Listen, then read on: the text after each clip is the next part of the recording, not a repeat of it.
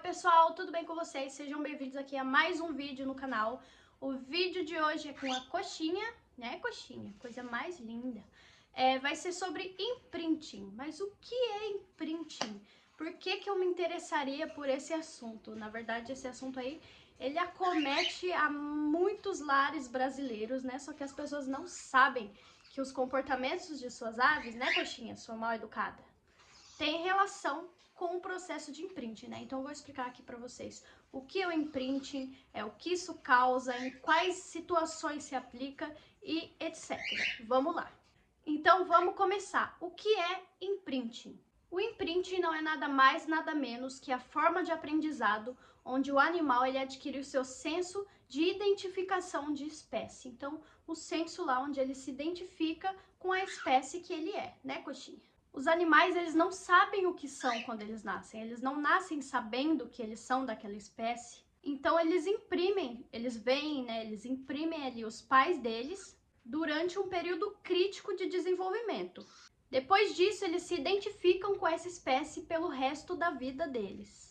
Para animais selvagens, esse senso de imprinting é essencial para sobrevivência imediata e também a longo prazo. Por exemplo, pássaros bebês precociais, que são patos, gansos, perus também, galinha. Eles iniciam o processo de impressão de imprinting logo que eles nascem, para seguirem um adulto, né? Aquilo que vocês estão acostumados a ver. O patinho lá, logo que ele nasce, ele já vai correndo ali atrás dos pais dele. É a coisinha mais linda ver os patinhos correndo atrás do pai e da mãe. Até mesmo para a própria segurança daquele animal, né? O imprinting, ele permite que a ave entenda os seus comportamentos, vocalizações específicas da espécie. Igual a nós, por exemplo, nós ali temos todo o processo de aprendizado quando a gente nasce, a gente aprende a falar, a gente aprende a andar, a gente aprende a interagir com humanos, a gente entende a fala, então é o mesmo processo que nós temos de aprendizado.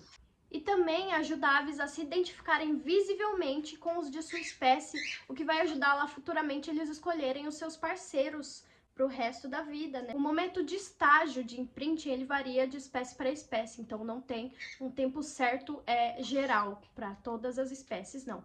E algumas espécies são suscetíveis a sofrerem imprinting com os seus criadores humanos. Por motivos ainda desconhecidos, elas são mais fáceis de sofrerem imprinting com os humanos. E o que será que acontece quando uma ave tem imprinting com um humano? Se aves jovens tiverem imprinting com humano, eles se identificarão como humanos pelo resto da vida deles. Reverter o processo de imprinting é impossível, tá, gente? Essas aves elas vão estar ligadas a humanos pelo resto da vida delas e se identificarão com humanos ao invés de se identificarem com os da própria espécie. Mas imprinting em humanos não significa que a ave ela vai ser amigável com humanos, nem que elas vão gostar de ficar perto ali de um humano.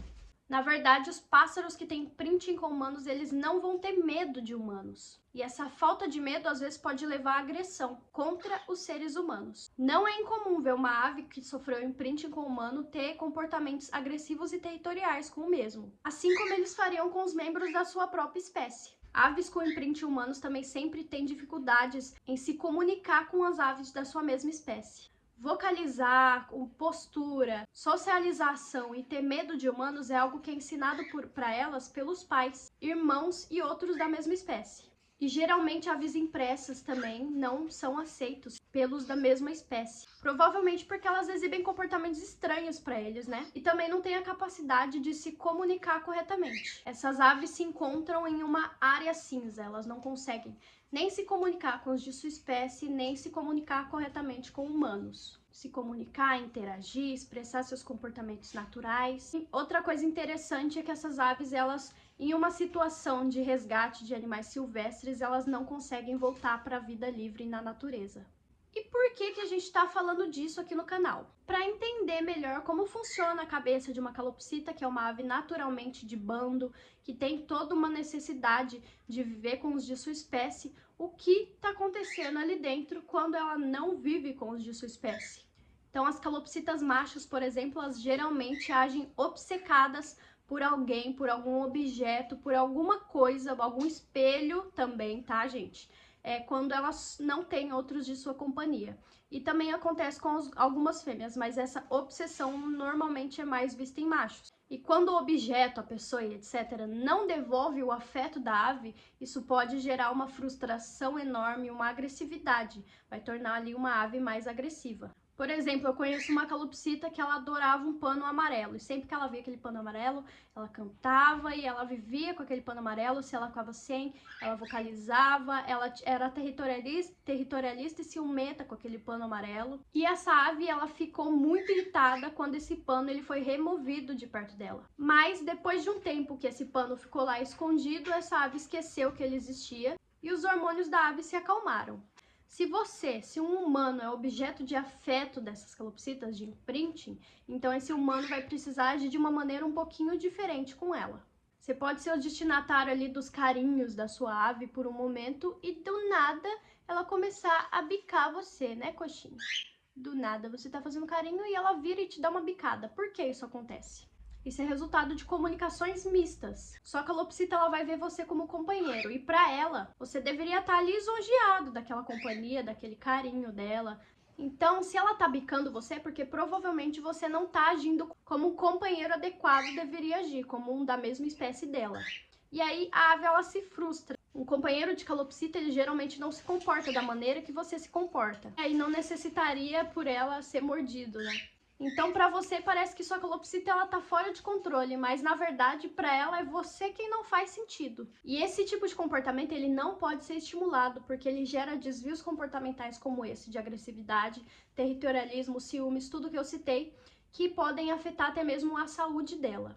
Então, se você só tem uma ave, ou teve por muito tempo só uma ave, só depois de anos comprou outra ave, e essa sua ave ela é apegada a objetos, a pessoas, a pano, a um ursinho, por exemplo, ao espelho, gente. Espelho é um gatilho assim que eu vejo muito, um monte de gente colocando espelho pra ave sozinha. Isso é um manejo completamente errado, é um gatilho absurdo ali pra ela. Então essa ave, se ela tem esse apego a algo dessas coisas citadas, até o puleiro, gente. Puleiro, pote de comida, pano, todas essas coisas, qualquer coisa, absolutamente qualquer coisa pode ser alvo de imprinting da calopsita. Alguns desvios comportamentais que afetam a saúde da ave são postura crônica. As fêmeas, elas botam ovos sem parar lá. Elas acham um cantinho, fazem um ninho, começam a botar ovos sem parar, vivem frustradas, porque elas não têm a companhia de um da mesma espécie para expressar os seus comportamentos naturais com ela. Ela vai ficar chocando aqueles ovinhos sozinha e ela pode vir até a óbito com essa postura crônica. Não só fêmeas, como também machos, eles sofrem de postura, tá? Só que a única diferença é que eles não botam ovos, mas eles também têm todo um desgaste hormonal. Por isso também é importante vocês não deixarem gatilhos de ninho para aves que vocês não têm intenção de reproduzir, que você não tem um casal com mais de um ano lá a intenção real de reproduzir. Aves sozinhas com menos de um ano não devem ter de jeito nenhum caixa de sapato, cabaninhas fechadas, nada que elas possam interpretar como ninho. Até mesmo entrar em lugares escuros da casa, do armário, debaixo da geladeira, debaixo do armário, debaixo do sofá, debaixo da cama. Qualquer lugar é uma área de ninho para calopsita. Elas são muito estimuláveis com gatilhos de ninho. Isso torna a ave mais agressiva, mais territorial. Ela pode ter ciúmes ali daquela pessoa, daquele membro da família. Eu vejo muita gente falando, minha calopsita só gosta de uma pessoa em casa e ela não deixa ninguém chegar perto dessa pessoa. É porque ela sofreu imprinting com essa pessoa e essa pessoa para ela é o parceiro dela. E por isso ela tem esse comportamento agressivo, territorial e ciumento. Também são aves que têm distúrbios hormonais, né? Igual aquele que eu citei da postura crônica, postura em machos, gatilhos de ninho. Esses hormônios, eles não fazem bem à saúde da ave. Se eles ficarem ali constantes, essa frustração, tudo isso é péssimo para a saúde da ave, vai diminuir muito a expectativa de vida dela. Também gera dependência do tutor. Aquela ave ali, ela é acostumada ali o tempo todo com aquela pessoa que ela sofreu imprinting. Se você separar ela, se você for viajar, por exemplo, se você ficar um tempinho fora de casa, essa ave ela vai ficar desesperada, pode gerar uma depressão, ela vai ficar muito triste. Ela pode se automutilar, que é tirar as próprias penas, pode gerar uma onda imensa de estresse nela. E também são aves que elas vocalizam bem mais do que aves que vivem em bando. Elas têm uma vocalização excessiva, elas vão estar sempre berrando para chamar ali o seu dono e querer a companhia dele quando elas ficam separadas. São São aves mais ansiosas, são aves frustradas, aves tristes, aves que podem entrar facilmente em depressão, que podem ter facilmente desvios comportamentais, que têm a saúde afetada por isso. Aves dependentes. Ainda mais com calopsitas, que são aves sociáveis, muito sociáveis, de bando e gregárias. Elas vivem em bando na natureza e elas têm relações sociais muito complexas. Elas precisam daqui expressar os seus comportamentos naturais com os de mesma espécie. Elas têm relações bem íntimas com os de seu bando. Elas trocam afeto, trocam carinho.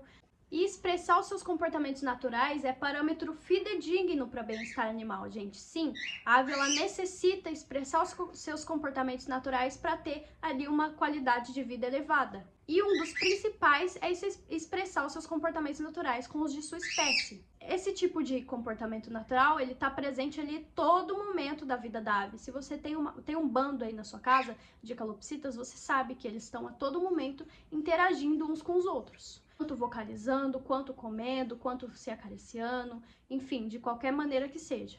Isso independe de sexo da ave, tá, gente? Eles têm necessidade de expressar os seus comportamentos naturais, tanto com machos quanto com fêmeas. Você não tem ali a regra de você ter sempre o casal. Não, elas são bem sociáveis. Se você tiver só 2 machos, tudo bem, ou só 2 fêmeas, tudo bem, tá? Ou mais machos do que fêmea, ou mais fêmeas do que macho. Isso não importa, o importante é ser da mesma espécie. Essa coisa de imprinting também envolve a humanização, né, da espécie, que muitos falam. É uma ave com imprinting, ela é uma ave humanizada porque ela se identifica com um humano. Ela acha que ela é um humano. Aves adultas, depois de viver muito tempo ali sozinhas, elas podem vir a aceitar uma ave nova, da mesma espécie. Mas elas também podem muito mais chance delas não aceitarem. Por isso é importante vocês, ao adquirirem uma ave, de adquirirem 2 de uma vez, tá? Ou demorarem no máximo 1, 2 anos para pegar uma ave nova. Porque aí essa ave ela vai estar ainda bem nova e vai estar ainda em processo de aprendizado e pode aprender a expressar seus comportamentos naturais com o de mesma espécie. Mas eu já vi aves mais velhas, com mais de 10 anos, por exemplo, não aceitarem de jeito nenhum outra ave, serem agressivas com ela, ficarem estressadas.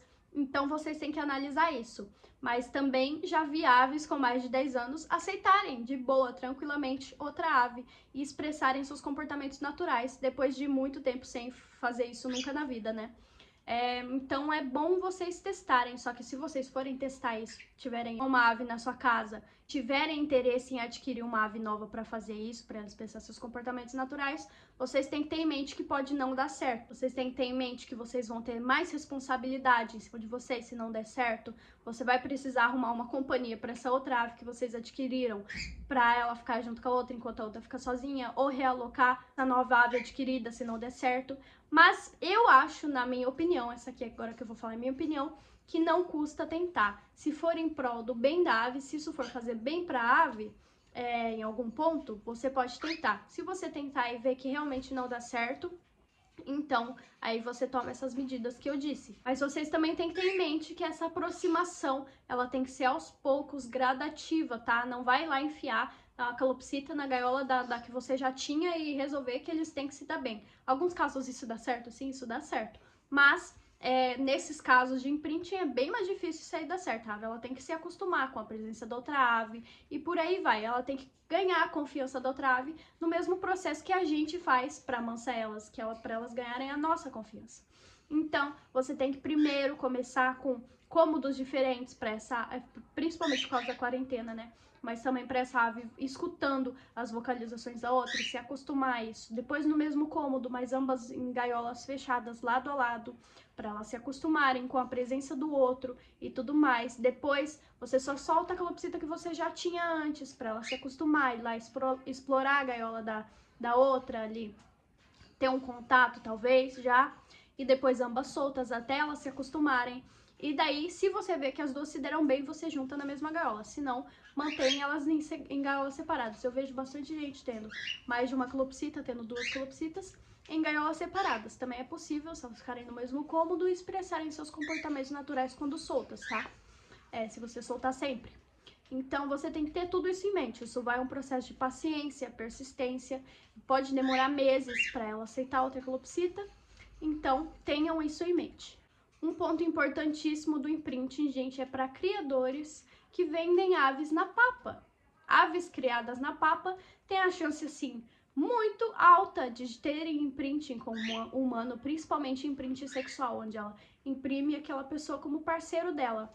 Então é uma total irresponsabilidade esse tipo de coisa, tá? A ave, ela precisa ser criada desde filhote com os de sua mesma espécie, principalmente se forem seus pais. Porque ali ela vai aprender tudo o que ela precisa. Tudo que eu citei no começo do vídeo, vocalizar, se comunicar, vocalizar, até mesmo ao se alimentar, gente. A ave, ela desmama bem mais fácil quando ela vive com seus pais. Ela tem menos medo, ela se acostuma mais fácil com as coisas, com os objetos, porque ela vê os pais dela fazendo e ela faz igual. Então é um motivo aí para vocês não alimentarem o comércio de animais na papa. Isso serve para qualquer espécie de animais, tá? Não só calopsitas.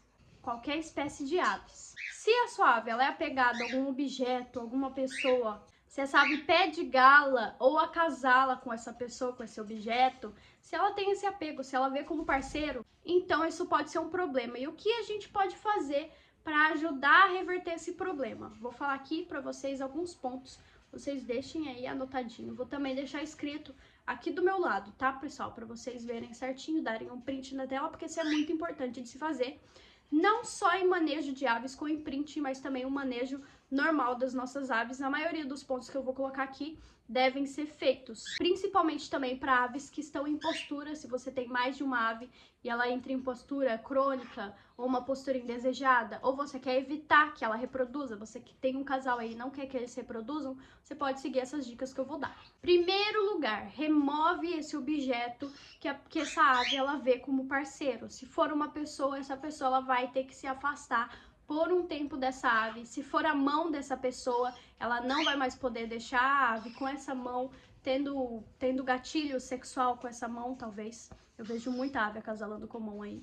Se você vê essa ave pedindo gala para alguma coisa ou galando alguma coisa, você tira aquela coisa e desestimula na hora aquilo que ela tá fazendo. Evite gatilhos como o quê? Carinho nessa área das costas da ave, porque essa área das costas da ave para elas é sexual, tá, gente? Elas veem como um gatilho sexual. É ali que o macho sobe na fêmea para acasalar. E também machos também podem ver como gatilho sexual. Isso vai só estimular mais elas a terem esse tipo de comportamento. Não deixe ninhos nem nada que se pareça com ninhos perto da ave. Isso inclui caixa de sapato, cabaninhas que eu tô vendo o pessoal vendendo, fechadinhas ali pra ave, locais escuros, cantinhos debaixo do armário, atrás da porta.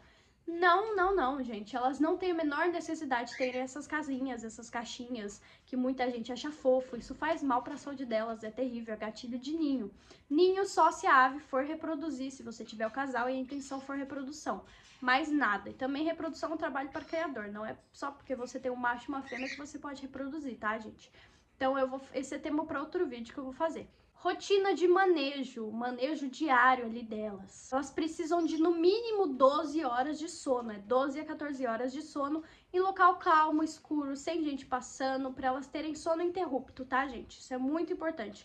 No manejo de qualquer espécie de ave, o sono ele é extremamente importante. Também precisam de horas corretas de sol. Uma ave que tem ali mais horas de luz do que o necessário, ela tem mais aflorado nela os gatilhos sexuais, gatilhos de ninho, gatilho de reprodução e tudo mais.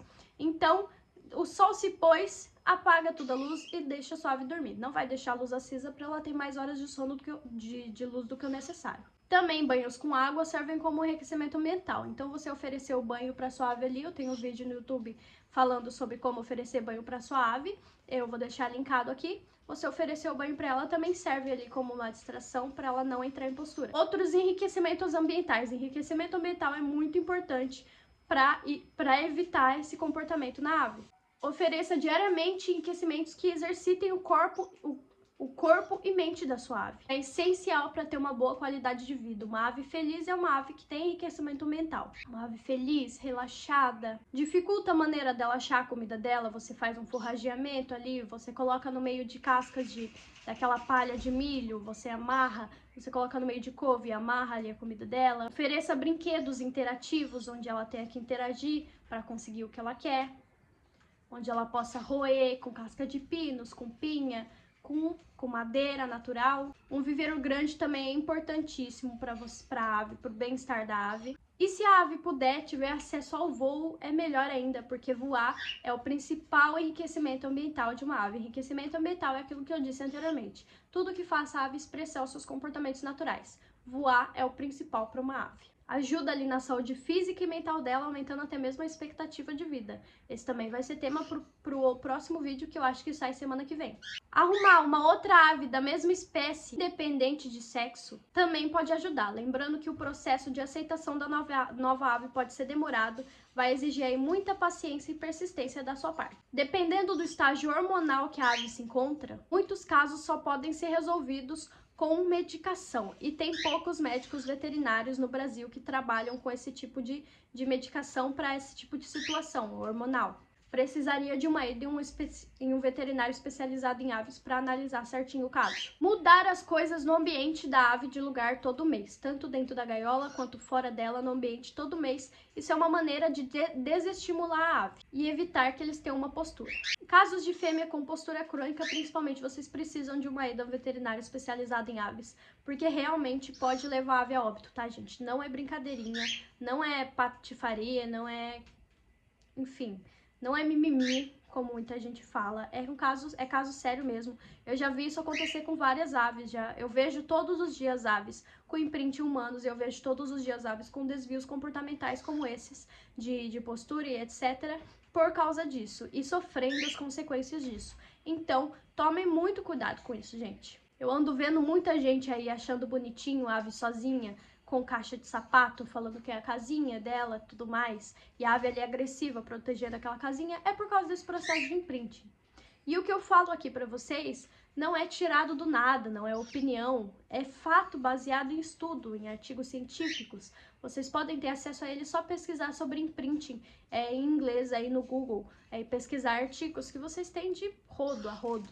Aves sozinhas com espelho não é fofinho, gente. Aves com gatilho de espelho, com gatilho de ninho, não é legal. E também tem uma curiosidade aqui pra vocês. Vocês devem estar se perguntando, e aqueles lugares que resgatam aves selvagens, silvestres, como é que eles fazem para essas aves não terem um imprinting com o humano? O que esses centros de resgates fazem para evitar isso? Eles têm um mínimo de contato com esses animais, eles só alimentam e limpam mesmo, não conversam, não falam nada perto deles. Às vezes eles usam máscara, chapéus, tudo para disfarçar ali as características humanas. Eles também colocam esses animais junto com os de mesma espécie, chamado ali pai substituto, que são aves que estão ali, que não puderam ser reintroduzidas na natureza.